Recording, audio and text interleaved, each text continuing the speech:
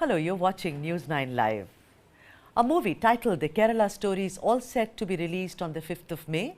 It revolves around the story of young women who were allegedly converted to Islam in the state and recruited to the ISIS.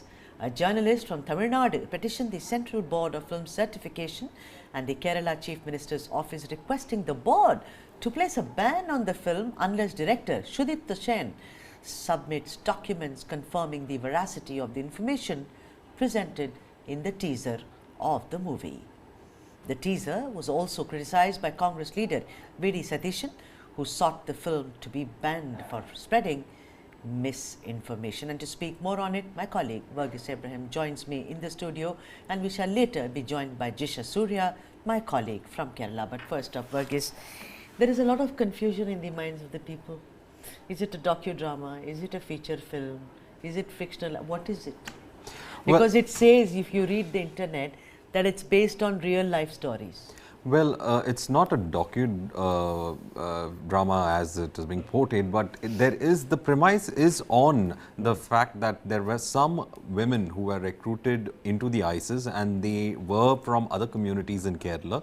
They were converted and later taken to ISIS camps, and that is something which is the premise of the entire film. So it's probably saying that though it is a work of fiction, but it is rooted in the stories that were highlighted during that period when ISIS was a big say in international affairs, and the entire world's imagination was captured by ISIS for the negativity and the kind of cruelty that was there in the empire or the kingdom of God that they wanted to create in the Levant. Yeah, but you know, it is more about women being recruited. It's not about any religion, women belonging to any religion. For me, because if you look at those cases, there are lots of cases in the UK where girls from Bangladesh also went, girls from India also went. And these are all sad cases where they go and obviously they are indoctrinated by someone who's gone completely crazy and is over the top. Then he dies, gets her pregnant, there are children, then she gets married again.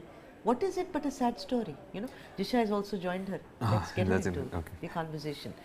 Jisha Surya, my colleague from Kerala, also joins. Jisha, you know, a very big political brouhaha, as it were. It has now unfolded. You know, tell us more about it. I mean, why? I mean, you know, I'm a woman, and I don't know if you concur with me. It's more about a women-centric story than woman belonging to a particular religion story. Yeah, this controversy began at the time of release of the teaser itself. Now, when the trailer released 2 days ago, after many people, like including V.D. Satish, opposition leader, he said that when he saw the trailer, he was surprised how it got permission, because there are blatant, there are statements that could create communal tension. That's what his concern was. And he also said that there are blatant lies. Like there are 32,000 women were recruited to ISIS from the state or from the country, while the original records show that there is not much. It's a very exaggerated figure. So most of the politicians are raising the concerns that when they take such a sensitive topic, they have to be careful, because it would create communal tension and issues. Jisha, I'm sorry to stop you here. I'll come back to you, because let's play out what V.D. Satishan actually said. Let's listen in. ഞാൻ ആ trailer കണ്ടു. അത് എല്ലാവരെയും തെറ്റിദ്ധരിപ്പിക്കുന്ന ഒരു സിനിമയാണ്. Trailer മാത്രമല്ല കണ്ടത്, അതിന്റെ സംവിധായകന്റെ വിശദീകരണവും കേട്ടു.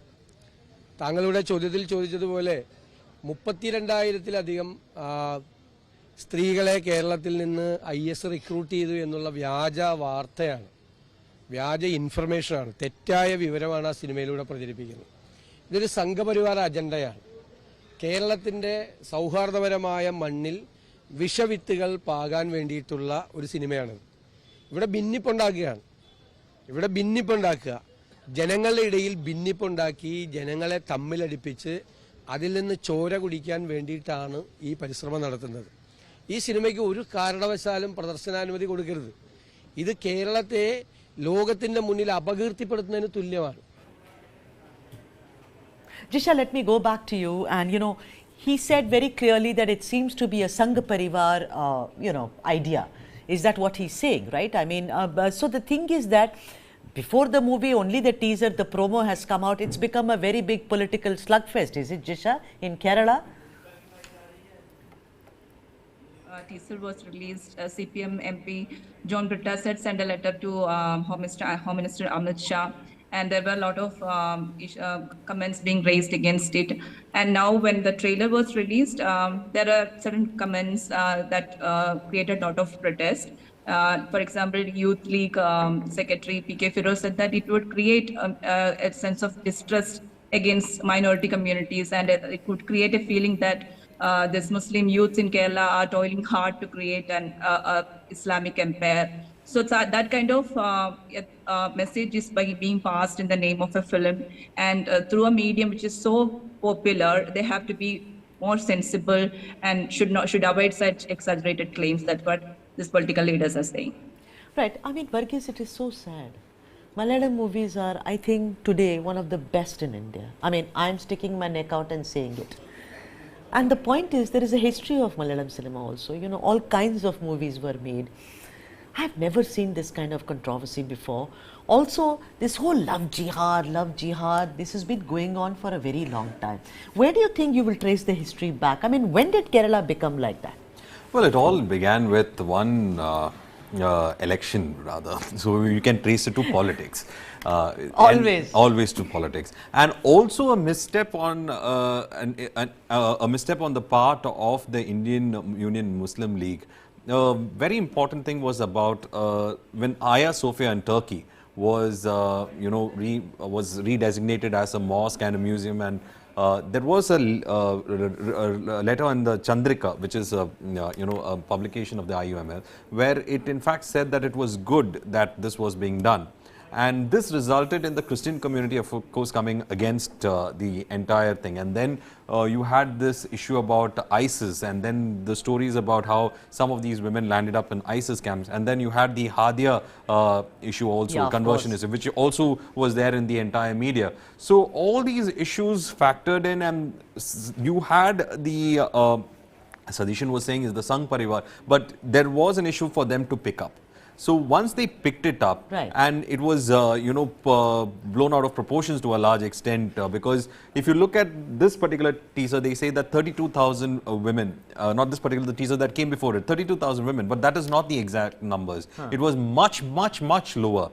And then also there was this premise based on the previous communist chief minister's statement saying that there was an intention to make Kerala into an Islamic majority state, which was also misrepresented and put across. So all these factors of how existing data was used, or rather blown out of proportion, is what the issue is all about. Right. So it's about, misrepresentation, as it were. Yes. But then misrepresentation, I want to go back to Jisha Surya and ask her.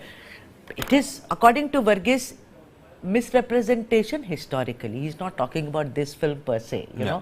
Although that statistic of so many people being indoctrinated is exaggerated, both of you have said it. But what, a ban? You think a ban is something that, that will be imposed on the film? I mean, just because the teaser and the promo is out, what are you hearing on the ground, Jisha Surya? Yeah, today this the Minister for Culture, Saji Charian, had issued a statement just now. And he said, freedom of expression should not be seen as a right to do everything without any responsibility, like flaring up communal tension. So they say that they have stood up for freedom of expression always and will continue to do so. But this is not, they can't misuse this freedom of expression to create communal tension and divisions in the society. That's what this minister who is in charge of cinema in Kerala, Saji Charian, said. And another person who said, who demanded the government not to give permit for screening was V.D. Sadishan. He too said that they should not give permit to the screening because because it would create communal issues and create a mistrust in people. So there is this call for not to give permission for screening, but I don't know how this permission, is it just for Kerala or entire country? It is not very clear, but there are demands from politicians in Kerala to not give permit to screening. So, and also Sadishan said that even the trailer should not have been given a permit, but the director had explained that he got this censor board's permission before launching it on YouTube.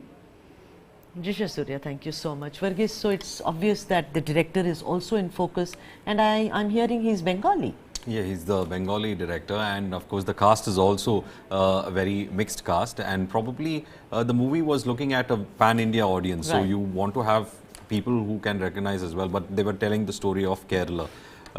But again, if a film is based on a wrong premise, it's fine. But here there are elements of truth in it, but at the same time the numbers are exaggerated. So there is debate for this entire film to actually take place. And talking about Bengali, I mean, why not? I mean, Salil Chaudhary gave one of the greatest music for many Malayalam films. So I think this exchange of people from one part of India to another is what Indian cinema is all about. Thank you so much, Varghese, for joining us on the broadcast. Thank you.